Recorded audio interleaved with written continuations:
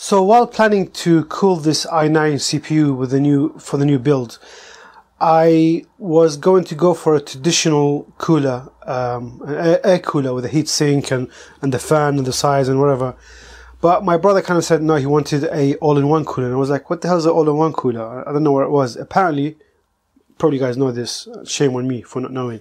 But all-in-one cooler's got a pump, water, radiator, and the fan all into one connection or one piece of hardware, without having a separate water tank and water pipes and whatever, and cooling your CPU using water technology, but obviously in a much more compact form. Now the problem with that, if one component goes wrong, then unless you have proper monitoring, you wouldn't know, and you probably could. There's a chance of you blowing your CPU or whatever. But all the latest all-in-one coolers, if you're spending the right amount of money, should have a monitoring tool built in with it, so you should be okay. Now I kind of went for the most expensive one, or one of the most expensive ones, and it's the ROG Ryuo. I can't say this.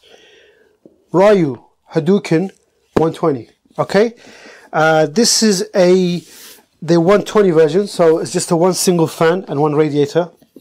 And the reason that I went for this small type is because I wanted it to fit the new case that I'll be building, and that's it, really. I haven't seen much on YouTube about the installation of this, and I'm really hoping this kind of will be one of the first few videos in terms of this type of installation once I do my case. Now this has a screen here that you could configure to probably put gifs, and you could obviously put other things, information such as the CPU temperature or the speed of the fans, all sorts of things, which is what a lot of people would be doing anyway. I wouldn't be putting a gif right there because I don't think it's going to be any points. And also it comes with the aurora lights around the actual screen, which is pretty cool, and I'm really looking forward to that will happen. Now, obviously this here, if you could see, this is what you will be seeing, the actual temperature of the CPU and the RPM of the fan and all sorts of other crazy things. Now the cool thing about this, like I said, there's a 240 version of this. There's one comes with 2 fans and one comes with 3 fans. So this is the 120. Ba-ba. Look at that, it's so cool. I love the way it opens. Look, woo! Yeah, so that's it. Now inside the box, inside the box, you will be getting the actual. Easy does it now. I'm sure there's nothing here. Literally nothing here. It's an empty box. And here you will be getting the actual radiator.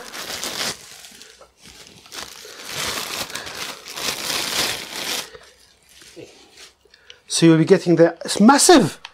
Sheesh. That will cover the whole of the motherboard. So you get the actual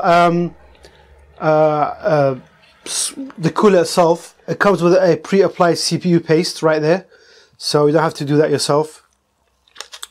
I would not probably recommend you removing that and putting a different one. It is what it is. It also comes with that radiator here, so it's 120mm. Should be.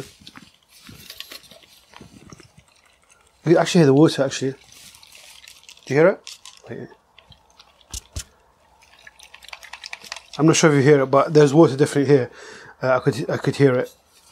In the connection, you will get the SATA power connection. That's probably to power it up. You will get a all-in-one connection or fan right here for the fan. You get the SATA connection to power it up. Oh, you get 2 more. So you get another. So you get. Wait. So one of them goes to the CPU fan all-in-one, which will power this will power the pump, I'm assuming. This will power the screen maybe, and this will power the fan. I don't know, I'm guessing. And they have an RGB connection right here that goes into your motherboard. Also, it has a USB connection here. Look at that. And most all-in-one coolers have that. Now this USB connection, what will do, it will give you the flexibility with the application that comes with this to help you configure the screen to do whatever you want to do. So you want to put your own stuff. It comes with a nice Republic of Gaming outer engraving, well, not engraving, but more of a sticker. But what I don't see is, I don't see the lights, the RGB lights. I'm not sure where they are. But once I power this up, it will show up. So I'm assuming it's that strip here. That's where you will see the RGB light. Another thing you have on the box is the different connection for your, so you get the USB cable. So it's a USB, micro USB to the motherboard, USB 2 connection right here. And also you get the adapters for the different CPU connection, and loads of different types of screws which will be used to connect or hook up to your motherboard. Is this for AMD? It's plastic. Why is it plastic and the other one metal? You get the fan.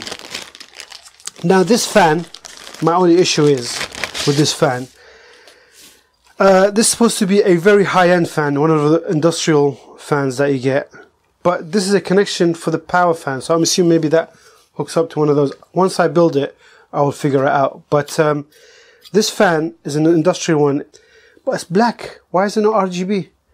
I'm paying £130 for this all-in-one cooler, and all the other coolers like Corsair's cooler or NXZT or whatever they're called, they also have an RGB fan. Thermaltake is an RGB fan. Why do ROG have a black fan? Now this runs at 25,000 RPMs, and I was going to swap it with the Corsair fan, but that one runs at 1800 RPM, which is pointless because it might not be enough to cool the radiator and the water and the CPU. So I'm not going to be using that one. But unfortunately, that's not RGB. Come on, man! You're paying premium money. Put an RGB fan into this.